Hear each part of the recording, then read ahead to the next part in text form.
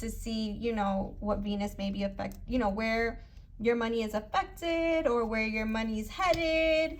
And then also pull like from this purpose deck that I have, just to say, okay, well, you watching this pile or picking pile 1 or 2, these are the things you can do that will produce abundant rewards, right? So go ahead and pick your pile, you guys. This is 1, fluoride, and this is 2. I wish I remembered what this crystal was. I got it at Shop Aphrodite, like most of my crystals. But also shout out to Edith at Earth Crystals con Amor, and also One with Earth. All right, so this is pile number 1. Let's see what your Friday Venus message regarding your finances is about. Oh wow, look at where I left my tarot. Okay, hold on. And I love this deck because it gives us crystals too, so maybe it can give you advice as to what crystals to wear to kind of, you know, just be open to more abundance on a monetary level, or open up to more wealth, right? Because an affirmation that I love to say is I am wealthy, or I am healthy, I am wealthy. So you have the Hanged Man, so you could be a Pisces in this pile. You could be having some delays in regards to money at this time, or you could be waiting on some money. You know, the Hanged One is all about viewing things from a different perspective as well. So you also may need to be relating to money in a different way. I just got that some of you may be working through some kind of debt. And you know, one of the biggest blocks to being able to manifest money is being in like really big debt. Doesn't mean you can't. It just means that there's like, when you're in debt, you're in the hole, right? So it's like you owe. And so it's hard to call in overflow if you're owing, if that makes sense, right? Just if you're looking at money from like an energetic standpoint, right? So I always tell people, you know, work on, you want to get better at manifesting wealth and sudden opportunities and stuff like that, you know, work at removing your debt, right? Or this can also be like karmic debt related to money. Or I forget, I'm trying to channel this one card that I have that says, like your debts are paid, like your karmic debts are paid. I don't know, I was getting some kind of message with that here as well. What else for pile number 1? Nothing wanted to come out, by the way. I was like shuffling for a good 3 minutes. So again, I feel like there's like this, you might be having, some of you may be having this delay when it comes to money or manifesting money. And maybe that's why I was guided to kind of give you that, I don't want to say tip. I think it's obvious that you need to work through your debts if you want to be wealthy, you know. But wealthy people also have debt. It's just about, you know, not spending more than you have, and, you know, and treating money the way you treat your love and your relationships as well, as an equal give and take. So maybe there's some kind of imbalance with the way in general for you, pile number 1, of how you give and receive energy, whether that's through love, because we're still talking about Venus energy, or whether that's through, you know, money. Like, are you someone who hoards your money and then you feel like you're always running out of it? Or are you someone who's generous when you can be, right? Even if you don't have, are you generous? Because that always comes back, like, you know, tenfold. Look, Knight of Pentacles in the bottom deck. I really feel like you guys, this group right here, well, okay, let me get there. So I feel like in the past, and the theme energies that you felt that maybe money comes in slow, or that you manifest money slow, or there's some kind of block there with timing. And it's again because you need to view things from a different perspective. And I feel like you're doing that. You've been working on that. 8 of Pentacles. You've also been working really hard in general. You've been making investments, or you're guided to make well thought out investments. I feel like with the 8 of Pentacles in the present, you are becoming more abundant now. Okay, so in the recent past, you may have shifted in how you view money. This is another way I can interpret this.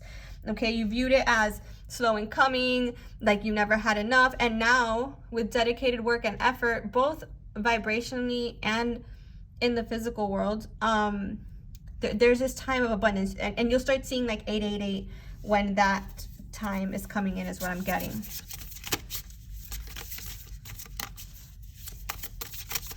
The 8 of Pentacles to me is always about dedicated efforts, but also reward. Okay, so your shift in perspective, group number 1, when it comes to your finances, when it comes to your money and your investments, it's going to be paying off, even if it's slow. And for some of you, it's slow because the types of investments you are making offer returns over time. Like you see the most returns over time, right? Like aren't IRAs like that? It depends what kind of investor you are and where your investments are in terms of like whether you see your return right away or whether you see it over time, right? What else do you want to tell group number 1? Vertex. Yeah, look, it says karmic point, synastry, fated connections, turning point. So you're at this turning point when it comes to your finances, and in regards to your Venusian energy in general. I feel like with the 8 is also a very karmic number. So again, like you're gonna get your rewards for the shift in the narrative, or if you've been paying off your debts, which I was talking about in the beginning, you're gonna be seeing the rewards to your efforts, right? You have first quarter moon on the bottom of the deck, which is making decisions, obstacles, taking action, momentum. So again, if there's any decision or any project, group number 1, that you've been stalling on, make sure that you're executing, right? That you're not stalling, because there's something lucky here in terms of abundance and return and return on investment and things like this. Okay, so don't miss your chance, but also do your homework kind of energy, right? Because 8 of Pentacles is about, I don't know, it's coming from a solid place. So it's you doing the work, you doing the research, and your due diligence is also part of the work when it comes to investing. So for some of you, you may be thinking about going into counseling or seeing some kind of financial advisor, seeing a financial advisor, or maybe you're thinking about becoming a financial advisor. It says you heal with kind words, wise advice, and an empathetic ear. And this is also about, remember that everything is energy. So the more you open yourself up to helping people and like seeing people get their leg up, the more leg ups you get, right? And you don't do it for that purpose, but it's just the karma that's involved, right? And then you have books. You connect to your life purpose through your involvement with books. I feel like this is you learning about some kind of investment that you guys have been wanting to do, or this can be like a business, like you learning a new trade and working on that trade, and this being like a karmic point, or sometime soon will be a karmic point for you to like take action on something you've been studying or looking into or investing into. And then we have children. Your life purpose involves helping, teaching, and healing children. So for some of you, this may have to do with children as well, or working with the inner child. Maybe you had some lack in regards to money because you grew up in a home where there wasn't enough, or you guys were always struggling to have enough, and you had to break through that. And that's why you've had some blocks or delays in the past when it comes to your abundance or your investments or your returns. And Spirit is saying you've had to do that inner child work to break through that lack consciousness that maybe you were raised around as well.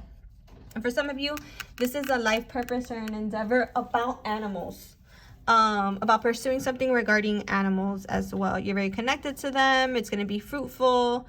Again, everything that's done with love and with good intention is fruitful, right? Brings rewards, both emotional and financial. So that is what I have for you, group number 1. Let's go to group number 2. Where is that crystal? Now I don't know where it is, but you guys know which. Oh, here it is. So if you chose group number 2, this is you. So let's see. What advice in regards to the Venusian energy into your finances do we have for, well, group number 2? By the way, if you guys want to sign up for my Reiki circle, the tickets are already on my website. Ooh, 10 of Pentacles. So completely different energy than pile number 1. So, which is okay, because, you know, I feel like all of us have to work through. I feel like you can get messages from pile 1, anybody, regardless of where you are on the spectrum. But for you to start off my group number 2 with the 10 of Pentacles, this means you know about manifesting money. You are abundant right now. There's family legacy. There's things that you're investing in now that your family will thrive on or from. There's also the sense of, you know, for group number 2, there may be like some kind of family inheritance too, I'm getting, that you may be getting in August. This is Paradox, like August. The birthstone for August is Paradox. You could be a Leo, just because I'm a Leo, and it's August, or Virgo if you're a late August birthday. Ooh, the High Priestess. Yeah, again, I feel like my group number 2, you guys have like, ooh, and the Empress, yes, literally ruled by Venus, and King of Swords. Yeah, so group number 2, you're getting really clear about something in regards to your finances, in regards to your legacy, in regards to like how you want your money to look. And my Saturn is moving into my 2nd house, which is about finances. And so reevaluating, and Esther, shout out to you for having me look into that, but like reevaluating like where you want your money to go and where you want your money invested. This is something that you may be like looking into, learning about. I did say this in group number 1 too. But I feel like this group is already actively doing that, because this is in the past, or the past position, yes. And you have the King of Swords as a theme. So you've gotten like really clear as to how your relation to money is shifting, or how your investments are shifting. For a lot of you, you're in this high vibration, like of the Empress, of abundance, of like inner knowing. You trust your instincts when it comes to business. You trust your instincts when it comes to your investments, and you're clear. Spirit is saying when it comes to this stuff, you are clear. Okay. I think in the past there may have been a little bit of struggle with it. That's normal, right? Don't we all go through that? But you've learned to co-create. 3 of Pentacles and that. You've learned to co-create with the universe. And what that's doing is has put you in this position of power of, being able to listen to your intuition and be guided to the right financial opportunities, or be guided to the right opportunities in general. Could be in your spiritual work too, if you do this work. But I just feel like this pile is like my law of attraction, law of assumption pile. Like, you know how to do this. Like, you've been doing this. You've been manifesting money for some time, and you're seeing the results, and you've seen the results. And you're in this, again, this Venusian energy of alignment to, to your purpose, right? So South Node is often about past life. In the past position, that's interesting. So in a past life, you could have been rich. I'm getting, because South Node and the 10 of Pentacles, you could have come from money or from royalty or something like this. But I feel like also, more than that, this is about learning your lessons about money. Like, you did that in other lives. And that's why in this life, your relationship with money has become so healthy, so fluid. And you listen to your intuition when it comes to your investments and your finances and like your projects, because you know that, they'll be fruitful. You trust that they'll be fruitful, and you do them with the purpose of helping yourself expand, but also helping the collective expand, is what I'm getting, because you have Jupiter here right in the middle. So Jupiter can be in your 2nd house for some of you, because High Priestess here, which again, destined for money, destined to be wealthy, or like, you could be one of those people that has a placement, say you could win the lotto, right? I know every freaking astrologer tells me that thing, and I don't play the lotto enough. I have Jupiter in the 1st house. So for me, this is like money growing, right? Like the 1st house is the self, right? With the 10 of Pentacles, the Jupiter, it's about expansion. It's about being grateful for it too. It's about being grateful for the money and the wealth and the legacy and the purpose that you're manifesting for your lineage, even before it occurs, even before you see how it plays out. And that helps it expand, right? And you guys know this, because this is my pal that understands the energetics of money and the energetics of abundance and the vibration of abundance, which is beyond money, right? You also have Void, of course, which says pause in time, change of plans, limbo, improvisation. So again, if for whatever reason, pile number 2, plans change, and finances change, and you want to invest differently, that's okay. Just trust that, some things do need a pause, and this is in the future energy. So just be mindful of the energy coming in, and like thinking things through and studying things, but also following your intuition for sure. Okay, and I feel like your love life, 7th house here, definitely affects your money. So when you're, I feel like, you're either a person who, you're always doing really well financially, but love is like meh, or you're a person that both of those Venusian energies, they work in tandem. So if they're good, they're great, both of them, both love and money and abundance. And when it's not in both as well. So I'm sorry, that was a weird way of saying that, but yeah, let's pull one card for purpose. What's something you guys can do that will make you abundant? Flowers. This reminds me of Julie, which I'm going to see on Saturday. So working with flowers opens your heart and brings blessings to others through your life purpose. So you may be working with flowers, which my friend Julie does. Or flowers may be a way that you're, abundant, extra abundant.